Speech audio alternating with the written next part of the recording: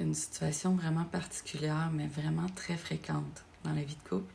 Et c'est rare que les gens vont pas le faire au moins une fois. C'est quand on a envie ou on a besoin d'amour, mais qu'on le demande d'une façon qui est le moins remplie d'amour possible. On le demande d'une façon qui est complètement l'inverse de l'amour. Mais on veut de l'amour. Mais on ne se rend pas compte. Des fois, les gens ne se rendent pas compte de ce qu'ils font.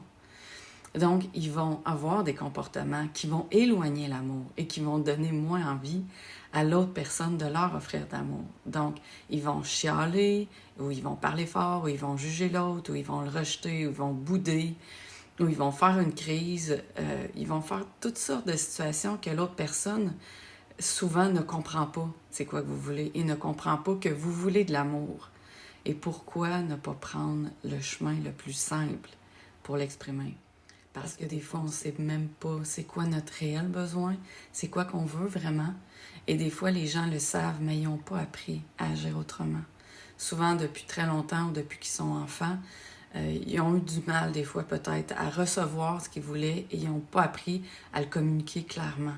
J'ai besoin de, j'aimerais que tu me démontres telle affaire, ou que j'aimerais avoir un câlin, ou j'aimerais qu'on fasse l'amour, ou j'aimerais que tu sois plus là pour moi, ou j'aimerais avoir plus ton attention, ou j'aimerais avoir des compliments, whatever. Mais les gens vont se dire, ben non, si la personne m'aime, j'ai pas besoin de lui dire. Si il ou elle m'aime, ils vont savoir, il ou elle va savoir quoi faire à mon égard. Il ou elle va comprendre mon besoin. Vraiment. Est-ce que les gens sont dans notre tête? Souvent, nous-mêmes, on a du mal à se comprendre. On a du mal à savoir vraiment soi-même comment se parler à soi-même. Donc, imaginez comment les autres, des fois, ne savent pas comment nous dire les choses, ne savent pas c'est quoi nos réels besoins. Dans le fond, on s'en rend pas compte, mais on agit des fois exactement comme des bébés.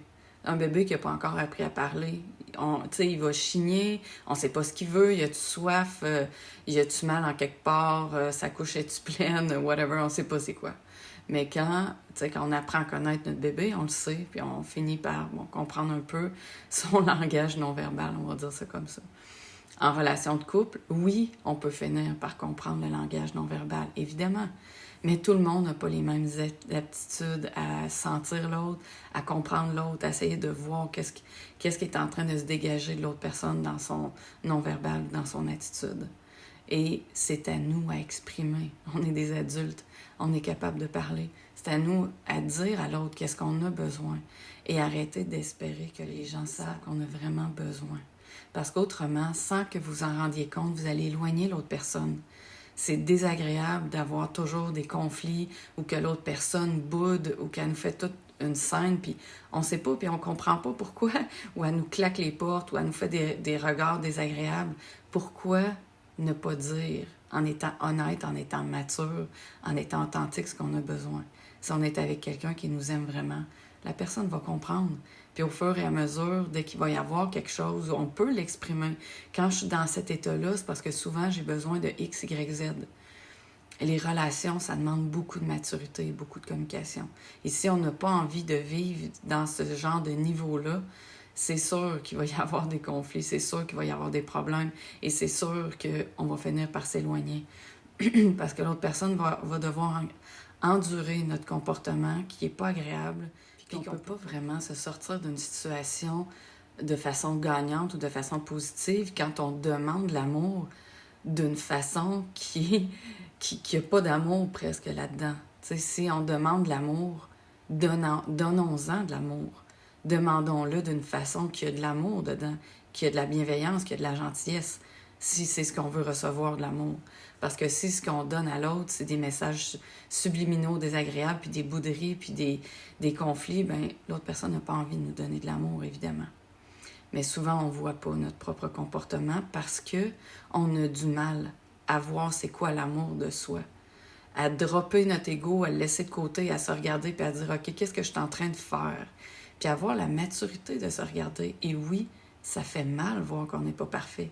Ça fait mal voir qu'on a des blessures, puis qu'il y a des choses en nous qui ne sont pas peut-être à la hauteur de ce qu'on aimerait. Mais c'est à force de voir ces choses-là Puis c'est à force de les exprimer puis de les accepter que l'autre personne va nous connaître encore plus, nous aimer encore plus, nous accepter encore plus et qu'on va créer un lien encore plus intéressant, d'abord avec soi-même et avec l'autre personne. Parce qu'autrement, on reste, et je m'excuse de le dire, dans des relations, que le niveau de conscience reste dans un niveau très immature.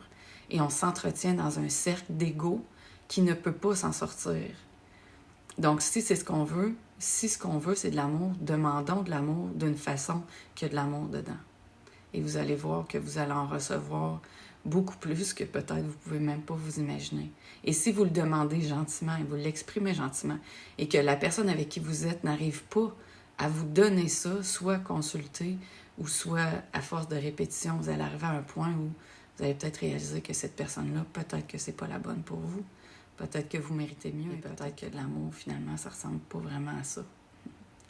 Donc, si c'est ce que tu vis, que c'est difficile, que tu as beaucoup de mal à t'exprimer, exprimer tes sentiments, exprimer tes besoins, ce que tu aimerais parce que tu te sens comme pris, coincé, tu as peur de paraître faible ou vulnérable, viens me voir, c'est mon métier. Je vais pouvoir t'aider à avoir des trucs pour mieux t'exprimer, pour mieux être compris et pour mieux recevoir ce que tu as vraiment besoin dans ta vie de couple. Et s'il vous plaît, je vous invite à partager la vidéo qui pourrait aider des gens qui vivent ce genre de situation-là et aussi à suivre ma page professionnelle sur Facebook. Bye. Bonne journée.